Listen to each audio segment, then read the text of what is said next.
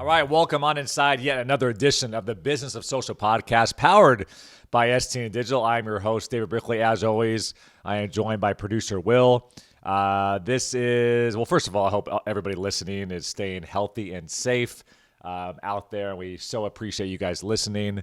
Producer Will.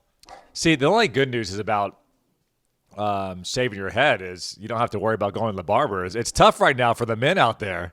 So producer Will, text my barber, and I'm in trouble. It's going to be a lot of hats for me. And yeah, producer Will rocking the headband, which I like the look though. It's a good look. But we are episode 54, as we always do. We go to the famous sports stars that wore the number that the episode is 54. I know there's some basketball players that wore 54. I definitely know there's some decent football players. I'm thinking 54 in football. Urlacher, right? Or 54? Yeah. Urlacher is like one of the more famous ones. It is opening day today, so I feel like we might need to lean baseball. Okay. Or Nopening Day, as Twitter has been calling it. Mm-hmm. Other 54s, Teddy Bruschi, Patriots legend. Goose Gossage, incredible stats. Goose Gossage. Horace Grant. Horace, big fan. NBA champ with MJ. That's right. Let's Don't see. forget about his brother Harvey Grant, the twins. I didn't know he had. Little known fact. Yeah, Harvey Grant I played for the Wizards. That's my fun fact for the day. I did not know that. Or Bullets, I guess. Let's see. Aroldis Chapman, and then we're getting into the black and white pictures here. All right, let's make it easy. As a childhood Chicago Bulls fan, the goggles, just like of Horace Grant alone. I mean, what a great look that guy had, Horace Grant. There's always one guy in the pickup street game that's still rocking the goggles too.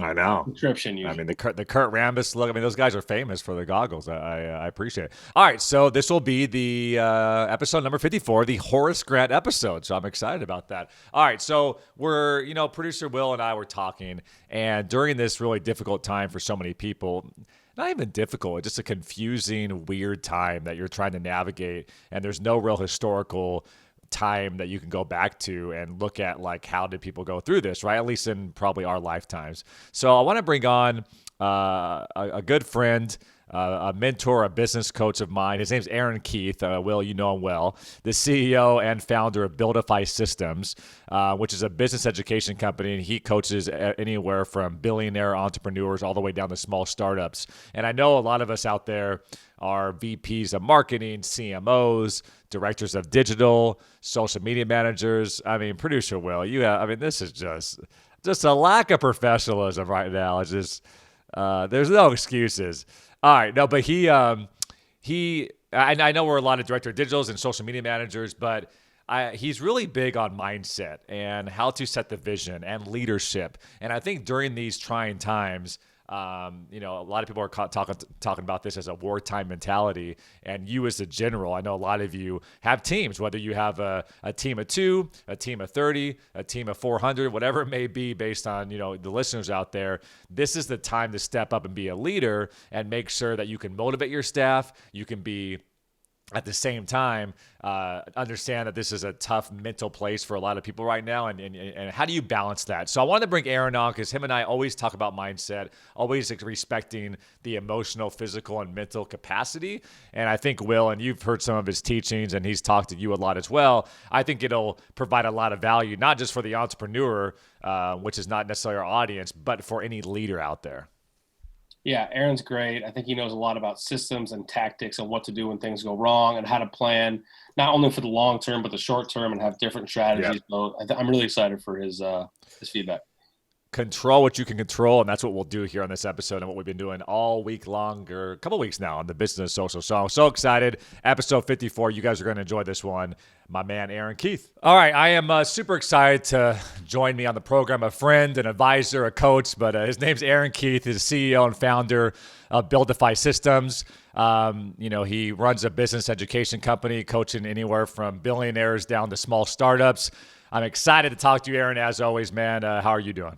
I'm doing well. It's been a crazy couple weeks. Yes.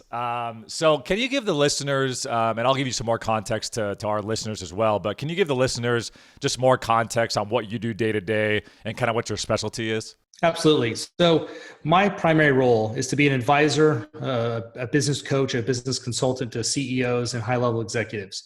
My job in principle is to take a company from one level to another. So I work with everything from systems, structures, processes, mindset, the whole gamut of things. My job is to look at the entire company, work with the executive team and the CEO to really take a company from where it is and scale it on up.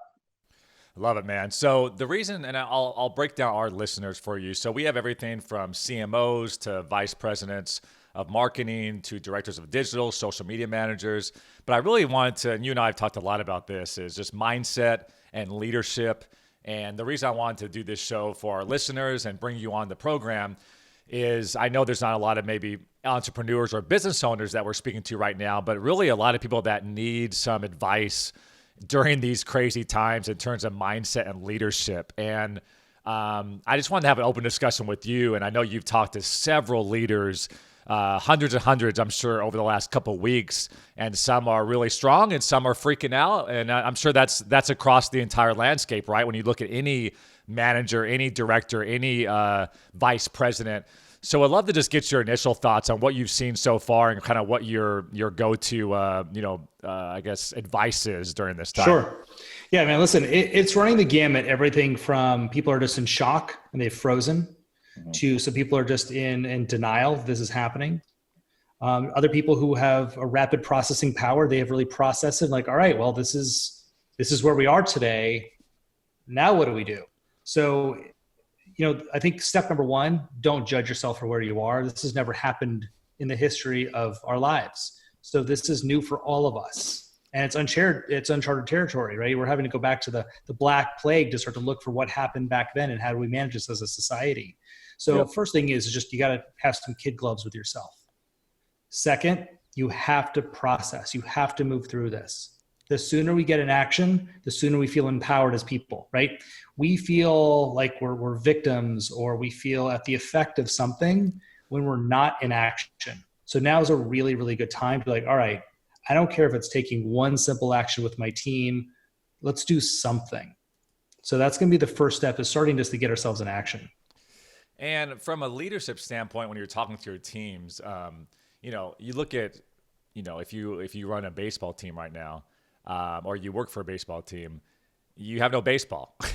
So you have to be super innovative. Like what's so normal to you is like, yeah, we have 162 games a year and we cover those games and we have highlights and we're kind of, a lot of people are in their I guess their system or they're kind of in their ways or their routine.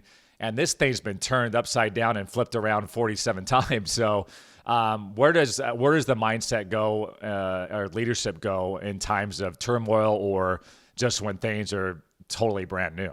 Yeah, and you know me pretty well, so I like my analogies. So, well, here's one for you. It's kind of like when a hurricane hits. If you have a really brittle, really stiff tree, it's going to get snapped in half. Palm trees and other trees that are relatively flexible weather really big storms because they can flex, they can move, they can adjust.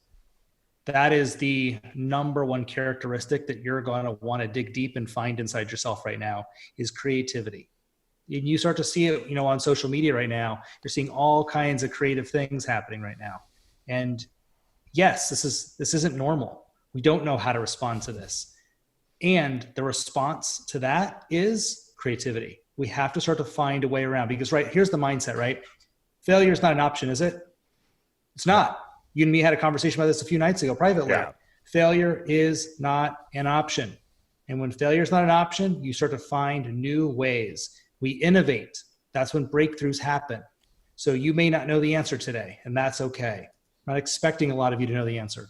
What I am expecting is for you to gather your team, have a good cry, get it out of your system, and then let's get to fucking work. Pour a cup of coffee, and let's start to find a way over, under, through the problem. But we are going to win. I saw a good quote on LinkedIn I want to share with you. It goes, good CEOs have moved into wartime mode. Great CEOs have explained what that means to everyone on their team. The others are saying, just business as usual. So I want to get to that second part, which everybody should hopefully strive for, is great CEOs, great leaders, great vice presidents of departments have explained what it means to their team. And if you're a leader of a company or a leader of a 30-person department or what have you, when you pull your team, and if you haven't already, what are you saying about this situation? How do you attack it and motivate the team that are scared for their jobs and they're scared if they're going to be able to pay rent next month? Yeah, I just actually hung up from a coaching call before this with one of my best friends who owns a recruiting firm who you know, and I was really inspired getting off the phone with him. He told his entire team, like this just happened 20 minutes ago. He told his entire team, listen, you're working from the minute you wake up to the minute you go to sleep. We're in wartime. And if you want your job, you're in wartime. I can't promise anything. We're in wartime, and they're putting in the effort. And you know what? They have like $80,000 for the business they've generated this month. Wow. Like new business they've cultivated. They completely pivoted. He didn't pause. He didn't miss a heartbeat. He's like, cool, what industries are working? What can we do? And he pivoted. That's where you want to be doing right now. Where can I pivot? How can I adjust? But sitting down with your team, discussing what's possible, and starting to strategize. And yeah, one thing you mentioned to me, which I instituted right away, is, email everybody on your team and say, guys, like, we're obviously in trying times. There's certain industries that are falling off. There's certain industries that are on pause. But what industries are thriving right now? I've talked a lot about TV ratings are going up, streaming consumption's going up, social consumption's going up, food deliveries are going up. These are different, industries that are, Zoom is doing quite well right now. And that CEO is not too bad. So not to say that everybody should try to, go work for Zoom or try to bring them on as a client. But you made a really good point. Like, David, email everybody on your staff and say, I want 3 new revenue stream ideas from everybody based on what you've seen, what you've heard, what you've talked with clients about, what your brother, mother, sister has talked about around the coffee table, whatever. And I did that. And we have 90 new revenue stream ideas that we're going to go through and see what top one is. But that can work on at any level, right? Like, guys, we don't have baseball right now. We don't have basketball, or we don't have, Jimmy Fallon Live going on right now. But how can we be innovative, and how can we do that? And I'm guessing you would recommend that for anybody. 100% works great. And I don't want to step over this. We talked about this, wartime, right? Yep. There's a brilliant book. I know you've read it. I've read it a lot. I make all my clients read it. The Hard Things About Hard Things. Yep. Now I know it's very geared for a CEO, but I think CMOs, CFOs, COOs, if you're in a leadership position in your business, read the book right now, The Hard Things About Hard Things. It directly applies to where we are right now. Yeah, and I guess what is your thought process right now in terms of, I know you went through the '08 recession. A lot of people are at least in real estate, they're comparing this to 9/11 in a big way because of travel and all that. But I guess what is your optimistic outlook on how long this thing takes, how people can get through this time and get out on the other side of it in a positive way? Yeah, I think there's a couple different parallels we can take. So I'll kind of jump down each one. I think one of the first ones I would look at is how can you emerge as a leader? Right now, everyone's searching for, like you said, they're consuming so much content right now. It should be your content. You should be putting out double the content, maybe even triple the content you're used to putting out, but start putting out for how you can lead not only your industry, but your customer base. Very important right now. Put that on the side now. Next, most of us as business owners or in executive roles, we're used to surviving our week. There's a lot coming at us, fast and furious. Our project list, our to-do list is stacked up. You might have a little bit more free time right now. Now is a brilliant time to go in, build out that infrastructure, get the operation manuals, all the systems, the processes, revamp the marketing plan, get in there and get this thing squeaky clean, because the doors will open. I don't know if they're going to open in 30 days or 3 months, but when the doors open, are you going to be flat-footed or are you going to be bolting out that door? That's up to you right now. Yeah. Go ahead. Go for it. And I'd say probably the last thing is marketing specifically. I think now is a wonderful time for brands to be doing a lot more marketing and more innovative marketing. It's a good time to do it. And you have the bandwidth from a lot of your employees to start cranking out some of this content.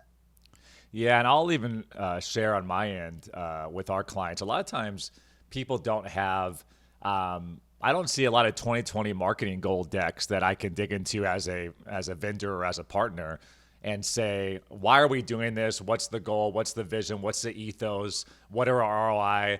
And I feel like, just from where I sit in the social marketing, entertainment, sports space, that's another, I think, way that you just talked about. Like now you may have the time, since you don't have a game every day, to actually spend 3 hours and dig in and whiteboard out ideas. And that way, when you get on the other side, like, hey, when this season starts back up, or when we can start doing production again with our live linear TV shows, what is going to be the rest of our year plan, our goals, our ethos? And a lot of, I guess, ad sales are being disrupted right now too. So like, how are you going to maximize Q3 and Q4? Because everybody's getting killed in Q1, Q2. Sure.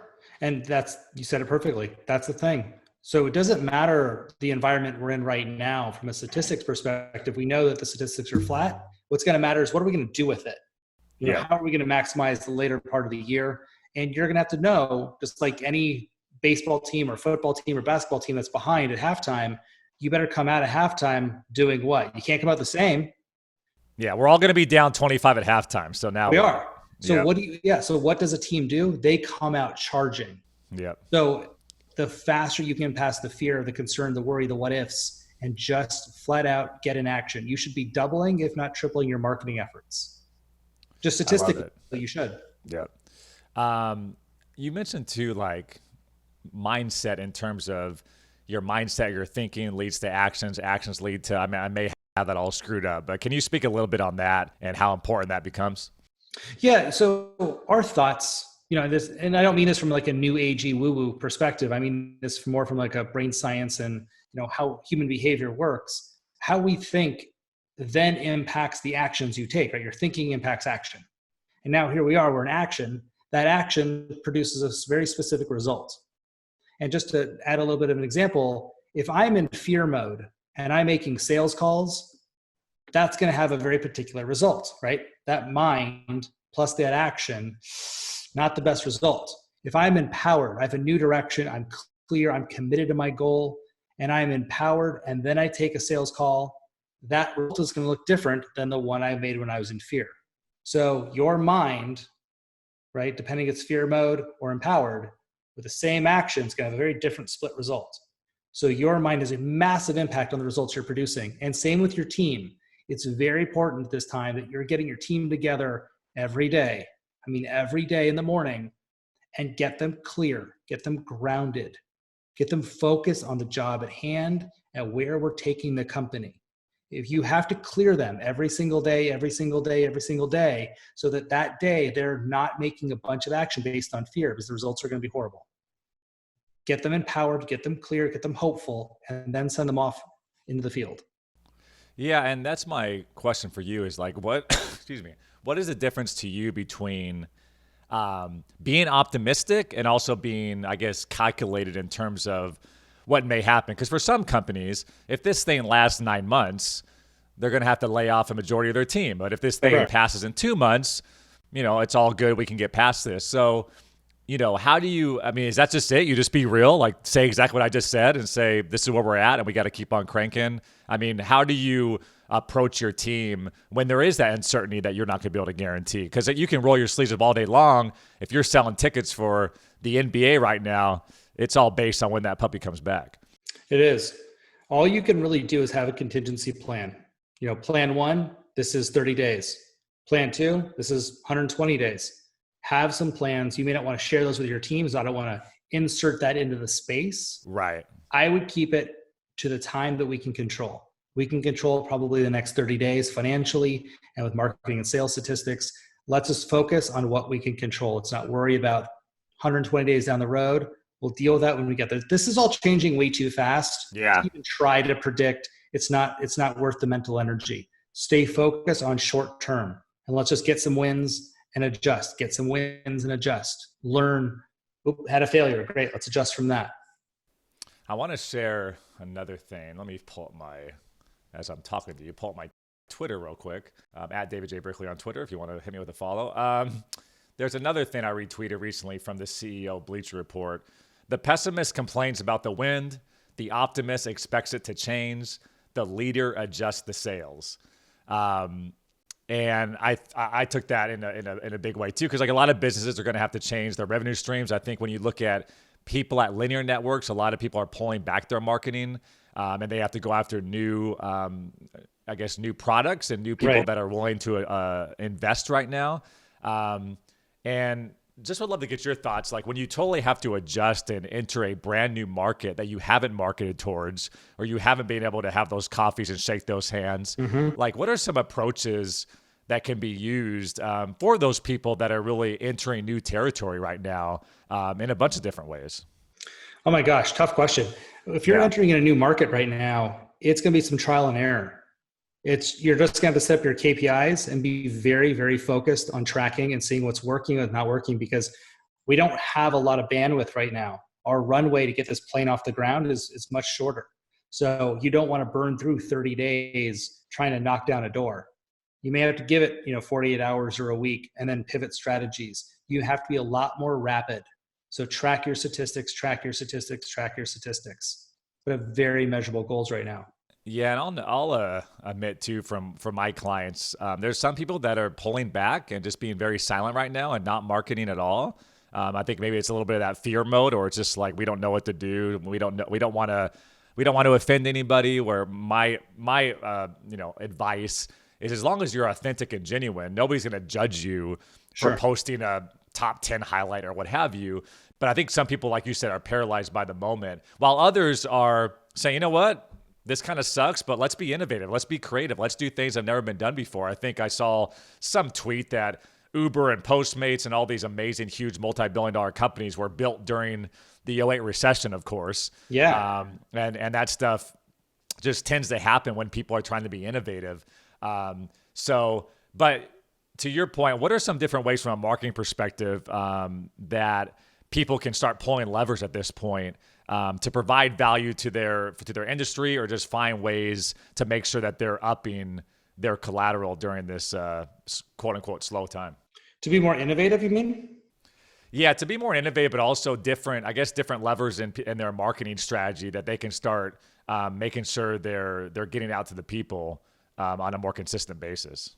I mean, I would say doubling your marketing right now is going to have to happen, and it's putting out value more than ever. This is not a sales environment. This is a marketing environment. So the definition of marketing is to provide value to people, right? To see if people are interested.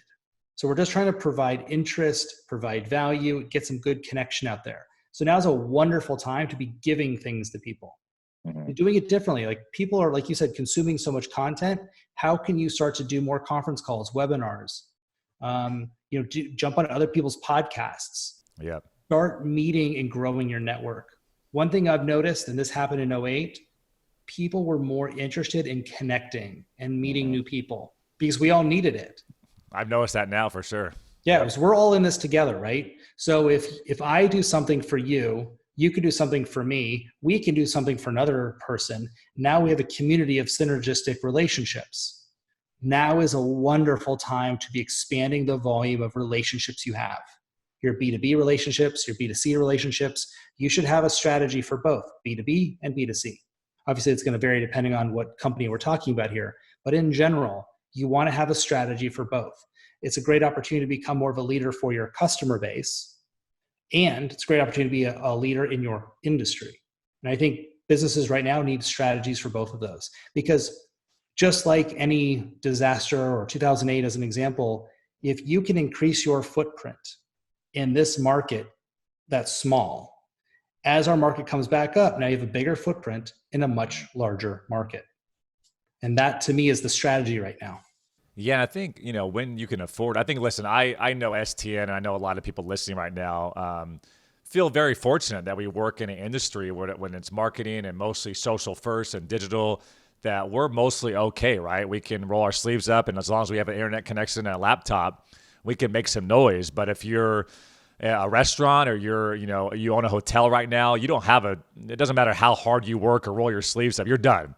So I think our staff, myself included, is extremely grateful for just being lucky enough to be in an industry. And I know all the listeners out there, I'm sure, feel the same amount of gratitude for that as well. So I think that's how I look at it. It's like, how dare you not take advantage of this opportunity when a lot of your friends and family members are out of work? I think we're right at the time of this recording, we're 20-30% unemployment.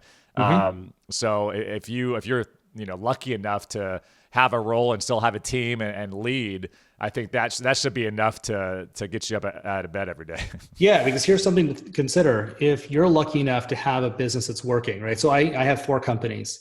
One of my companies is not doing well right now. Yeah. Like this week, we're getting our ass handed to us, and it's stressful. Like it's legit stressful, and I'm dealing with that. And we're having to innovate. We're starting to do delivery. We own a medical clinic, but now we're doing delivery. We're delivering medical services, right? Yeah. So we're having to do stuff that's never been done. But we're not stopping. We're working all hours. It's a great opportunity to diversify. So it's definitely an interesting times.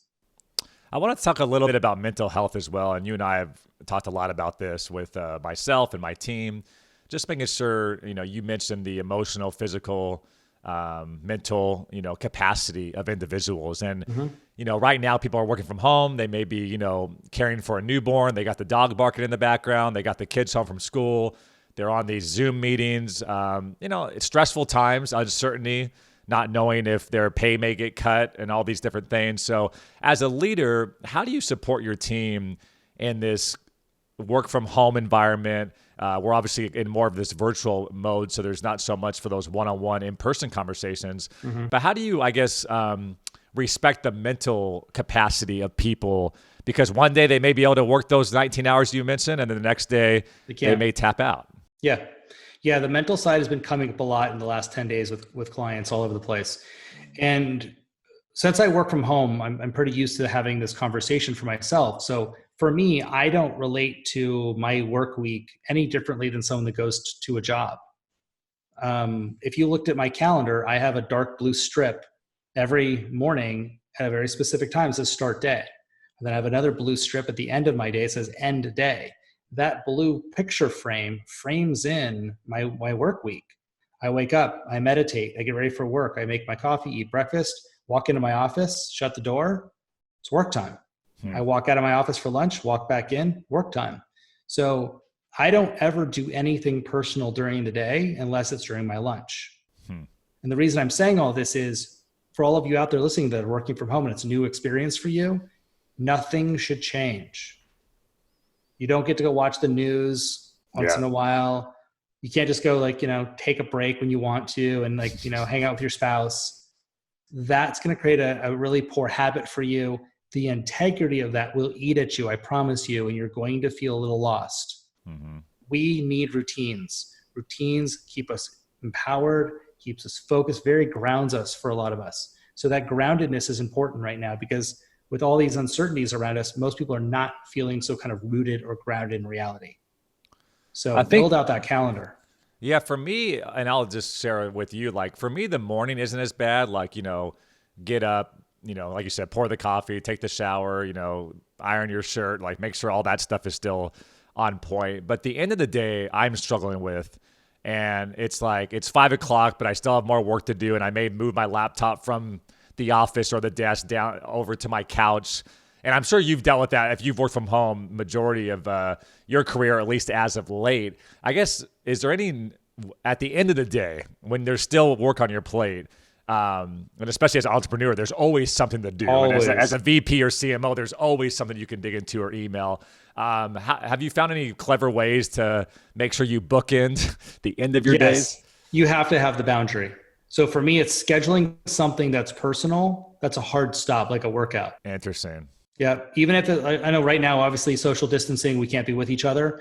So you should schedule a workout with a friend where you're both accountable. Yo, you're going to start. All right, I'm going to start too. All right, text me when you're done with your workout. I'll text you when I'm done with mine. So you have to start having that. Because a lot of my clients, though most of my clients are very disciplined, they're blowing off their workouts left and right, completely blowing them off. Yeah. So I was telling some clients this morning, when it's time for your workout, you get up, you go walk the block, get the blood moving, come back, do your freaking workout. Yeah. Because you guys need it right now. If you start getting very sedentary and you're starting to work too many hours, I know we're all working a lot right now, which is needed and wanted and appropriate, but you still have to have an off switch, or else, to your point, you're going to get burned out because your capacity got diminished, right? There's mental capacity, emotional capacity, and physical capacity. Right now, we're burning mental, emotional capacity pretty hard right now. And that starts to shrink. And would you argue, we've always talked about mental and emotional capacity, but during a coronavirus epidemic where people are dying? Like, I mean, isn't everybody in America's emotional capacity at 9.5 every morning? Yeah, it's pretty maxed. Yeah. That's why self-care, you're seeing so much of it blowing around the internet right now because it's really a thing. Yeah. We have to actively be doing stuff to lower our stress. Like I'm finding myself at the end of my day just exhausted. Yeah, and I'm not usually that way. It's just not. And there's something about like the video conferences that are great, but like maybe, because I think for me, I would have like a phone call with the client, then an hour-long brainstorm session in the conference room, and then have a talk at the kitchen, and then go back to my office and have a phone call with you or what have you. Mm-hmm. And it kind of broke that up. But now that it's like video call after video call after video call after video call, there's something just mentally exhausting and draining about back to back to back to back to back. There is, and my my personal kind of thought on this is, I don't love lots of videos throughout my day. I think you be so on and so focused. You can't fidget around and move. Like I just can't sit still that long. So I think audio is fine. I don't think we have to see each other. Yeah. None of my CEOs ever see me. I do everything like, with you over the phone. Yeah. So I think it's a great transitional tool for a lot of us since we're all now going virtual and it's a new experience. But I think long-term, phone calls are completely fine. You don't need so many of the Zoom calls. Yeah, I've been on more video calls than I have in the last 2 weeks than probably my whole career combined. Like usually, absolutely, 95% of people, even though we send the Google Hangout link, do not opt to have the video turned on. But I think everybody almost feels obligated now because we're in this weird work from home. But it's a good point. I think to your point, you can't, even if you and I were on the phone right now, I'd be walking around I'd be pacing around. Yeah. I'd pet my dog, probably open the sliding glass door, get some fresh air. But to your point, if you and I are here for an hour and we're just kind of hunched over in the chair, I never thought about that, but I think that's part of the issue with the mental exhaustion for sure. It is. Yeah. So I think as people get more comfortable, they'll break that up. So I guess really in closing, I mean, as leaders, we've obviously talked about a lot of things, the mental capacity. We've talked about just being real with our teams and kind of clearing the team on a daily basis. But how would you kind of just summarize as we go forward? Listen, I think we're going to be in this situation at least for 2 months. Like that puts us about May 15th, if not a little bit longer. But knowing that we're kind of going forward in the next several weeks, probably in this type of scenario as leaders, what do we focus on? What's the bullet points we look at every day to make sure we're on point? Yeah, it's really staying grounded in our reality, regardless if we like it or not. This is just where we are, and we are going to succeed. Let's make a new plan. Yeah. Everybody that I know needs to pull out their business plan and start making a new one for 2020, because the one that you did at the end of the year is no longer valid. Yeah. And we can't be butthurt about that. It's just what's so. Yeah. Rock is hard, water's wet, and we're all making a new business plan. Let's go. Let's get after it. And then finally, with the teams, like I mentioned, one thing I'm concerned about that I want to make sure I really, as a leader, take note of is, yes, we're all thankful to have a job. We all have to work our asses off to make sure we keep our jobs and keep our companies afloat. And there's no crying in baseball type analogy. But I guess in this work from home scenario too, like how do you make sure that you're pushing your team, but not pushing your team, if that makes sense? Yeah. What advice or check-ins, or how would you make sure that it's that fine balance of we got to work our butt off, but I can't burn out my entire squad here? It's going to be a lot of checking in for several months. You're not going to know right away because there's so much change at once. It's going to be really hard to tell what's effective, what's not effective, what's too much, what's too little. So again, we all have to have some kid gloves right now and really be tracking results. Yep. Get into your numbers, a lot of communicate, like over communicate now. More information is better than enough. And then over the next month or so, everyone's going to find their rhythm. Yep. Yeah, and I think it's difficult, right? When you're in the office, you may seem or feel someone's energy that they're down or they're burnt out or they're not feeling good. But if you don't have that ability to notice that, it's going to be, I think, for employees out there too, just being super honest with your boss and your manager, like, hey, I'm just mentally done. I'm just so exhausted, and let's take a day off, or let's take an hour off and reset. But I think being honest with your direct manager, and as leaders, if we can just check in with our team, like, be honest with me. Like, if you have a really bad day or you need to work a half day just to clear your mind, because again, we have to factor in the people with families and all the distractions. That's obviously that the escapism used to be going to work and focusing, then turning on your dad hat or putting on your dad hat when you walk to the door. Right. And now all that stuff is mixed. So. But remember, as leaders, here's some really key coaching for leaders. It starts with you. You have to be vulnerable. Mm-hmm. You have to start the meeting saying, hey guys, I'm going to go first. Listen, I woke up this morning. I was really upset. I talked to my wife about it. We had a good chat. I got out of my system. On my way to work, I got really present to the difference that we make for customers. And I love what I do work. I'm so blessed to have this job. So I'm really excited now to go crush my day. So I want to hear, where are you at right now? And let's get you to the point where you're excited about your day. So it always starts with us as a leader. Be vulnerable, be open, show your heart, show your emotions. That's not weak, strong. Showing your emotions, sharing what you're scared of is strength. That's awesome. If you also can share how you overcame that and how you shifted your perspective, it's going to help them a lot. Yeah, and people are going to be much more likely to share their honest feelings if their leader is saying, listen, I'm scared as well. Like we all may lose our jobs. That's a total possibility. But what we can do is we can be in fear or be paralyzed by that potential reality, or we can all band together and get on the other side of this potentially and be stronger than we ever have before. So it seems like there's two roads regardless. It really is. Yeah.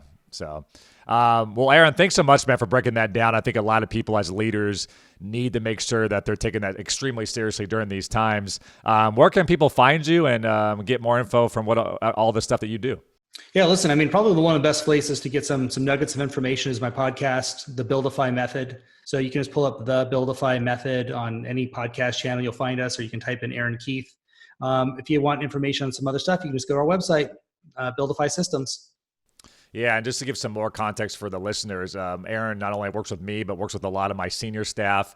And I think some people think like just because you're a vice president, you're not an entrepreneur, you're not a business owner. But Aaron, you probably agree 90% of that stuff overlaps. Absolutely. Yeah.